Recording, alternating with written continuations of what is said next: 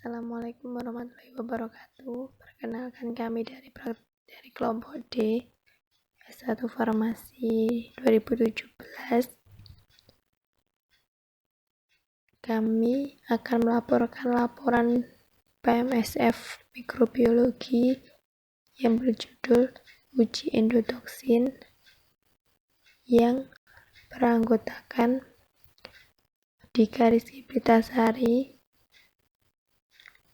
Arum Dwi Kurniawati, Aulia Apriani, Endah Purnamasari, dan Anissa Putri Permatasari yang diampu oleh Ibu Obstaria.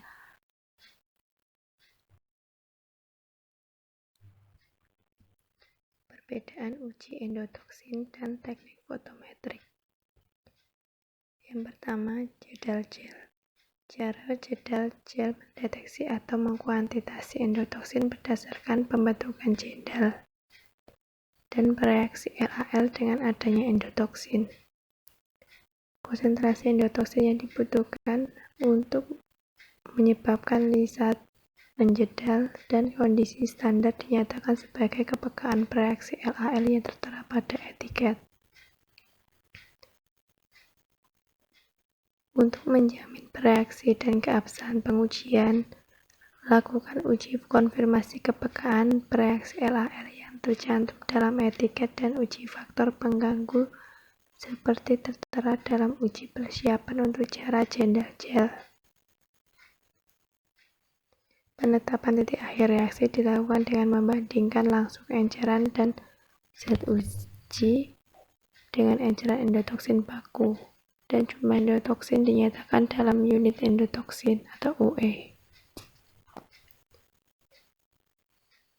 Sedangkan untuk teknik fotometrik mencakup metode turbidimetri yang didasarkan pada pembentukan kekeruan setelah penguraian substrat endogen dan metode kromogenik yang didasarkan pada pembentukan warna setelah terjadi penguraian kompleks kromogen peptida sintetik.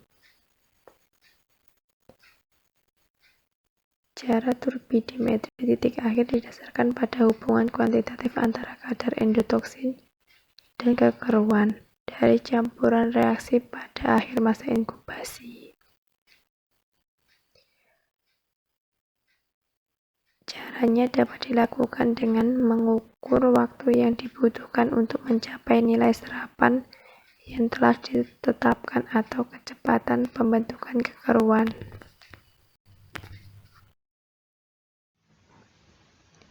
Prosedur uji endotoksin untuk sampel acetazolamide for injection dan kesimpulan jika hasil dari uji endotoksin didapat nilai 1 UE per miligram. Alat dan alat gelas. Depirogenasi seluruh peralatan gelas dan bahan tahan panas lainnya dalam oven udara panas menggunakan proses yang telah divalidasi. Kemudian, umumnya waktu dan suhu minimum yang digunakan adalah 30 menit pada 250 derajat Celcius jika menggunakan peralatan plastik, misalnya microplate dan pipet tips. Untuk pipet otomatis, gunakan hanya yang sudah dibuktikan bebas endotoksin dan tidak akan mengganggu pengujian.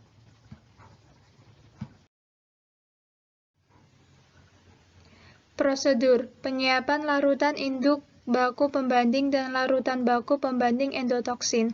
Yang pertama, campur dengan pengocok vortex secara intermiten selama 30 menit. Gunakan larutan pekat ini untuk membuat seri pengenceran yang sesuai. Yang kedua, simpan larutan pekat dalam lemari pendingin selama tidak lebih dari 14 hari untuk membuat pengenceran berikutnya. Yang ketiga, sebelum digunakan, kocok kuat dengan pengocok vortex selama tidak kurang dari 3 menit. Yang keempat, encerkan larutan acetazolamide, kemudian atur pH antara 6,0 sampai 8,0. Kemudian dilakukan penetapan pengenceran maksimum yang absah. Penetapan batas endotoksin dengan metode jendal gel. Uji persiapan untuk cara jendal gel. A. Uji konfirmasi kepekaan bereaksi LAL. Pertama, buat pengenceran seri kelipatan 2 dan BPE dalam air bereaksi LAL hingga konsentrasi 2, 1, 0,5, dan 0,25. Yang kedua, lakukan uji pada 4 konsentrasi larutan baku dalam 4 replikasi termasuk kontrol negatif. Yang ketiga, campur bereaksi LAL dengan larutan baku dan masing-masing konsentrasi dalam tabung uji dengan volume yang sama.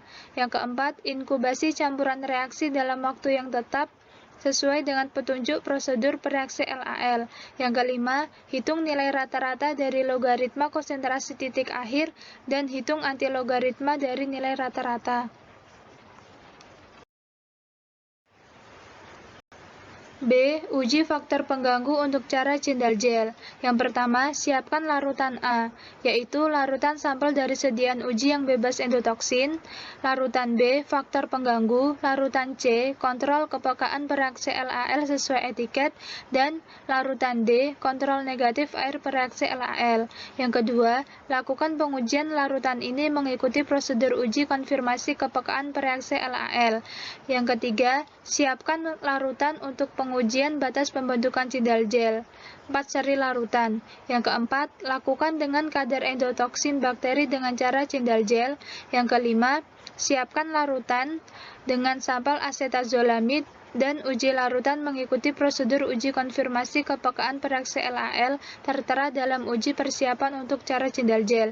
Yang keenam, siapkan larutan dengan sampel acetazolamid dan uji larutan mengikuti prosedur uji konfirmasi kepekaan bereaksi LAL tertera dalam uji persiapan untuk cara Jindal gel. Kesimpulan, jika hasil dari uji endotoksin didapat nilai 1 UE per miligram adalah produk acetazolamid mengandung endotoksin bakteri karena kadar endotoksin tidak lebih dari 0,5 UE per miligram acetazolamid, sehingga produk tidak dapat dipasarkan. 3. Rancangan uji pirogen untuk sampel dibekasin sulfat. 1. Uji dilakukan dalam ruang terpisah khusus uji pirogen dan kondisinya sama seperti lingkungan pemeliharaan hewan uji. 2. Kelinci tidak diberi makan selama pengujian tetapi boleh diberi minum terbatas. 3. Periksa suhu tiap kelinci setelah 30 menit penyuntikan larutan uji dibekasin sulfat. 4. Gunakan kelinci yang mempunyai perbedaan suhu kontrol antara satu dengan yang lain kurang dari 1 derajat Celcius dan jangan menggunakan kelinci yang suhunya meningkat sampai 39,8 derajat Celcius. 5. Rute pemberian larutan uji dibekasin sulfat melalui vena telinga dengan dosis 10 ml per kilogram berat badan. 6. Gunakan cucian permukaan kontak dengan bahan yang diberikan secara parenteral dan semua larutan uji harus bebas kontaminasi. 7. Penyuntikan dilakukan setelah larutan uji dibekasin sulfat dihangatkan suhu 37 derajat Celcius kurang lebih 2 derajat dan dilakukan perekaman suhu berturut-turut antara jam ke-1 dan ke-3 setelah penyuntikan dengan selang waktu 30 menit. 4. Hewan uji yang dapat digunakan untuk uji pirogen. 1. Gunakan kelinci dewasa yang sehat. 2. Kelinci yang belum pernah digunakan untuk uji pirogen adaptasikan tidak lebih 7 hari dengan uji pendahuluan yang meliputi semua tahap yang tertera pada prosedur kecuali penyuntikan. 3. Kelinci tidak dapat digunakan untuk uji pirogen lebih dari waktu 48 jam.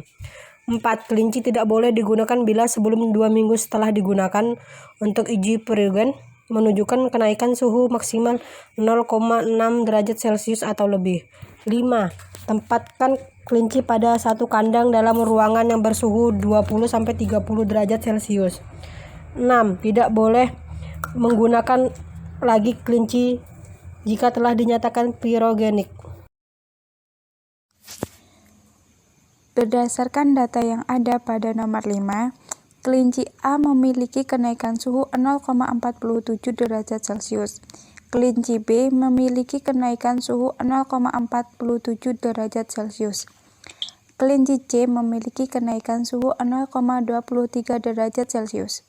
Dari ketiga kelinci tidak menunjukkan kenaikan suhu melebihi 0,5 derajat Celcius atau lebih, maka dapat disimpulkan bahwa kesediaan yang diujikan pada kelinci memenuhi syarat bebas pirogen.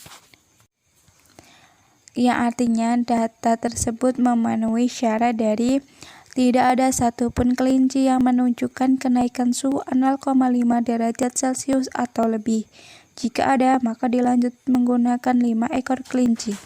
Dan tidak lebih dari 3 dari 8 ekor masing-masing menunjukkan kenaikan suhu 0,5 derajat Celcius atau lebih. Dan jumlah suhu maksimum 8 kelinci melebihi 3,3 derajat Celcius.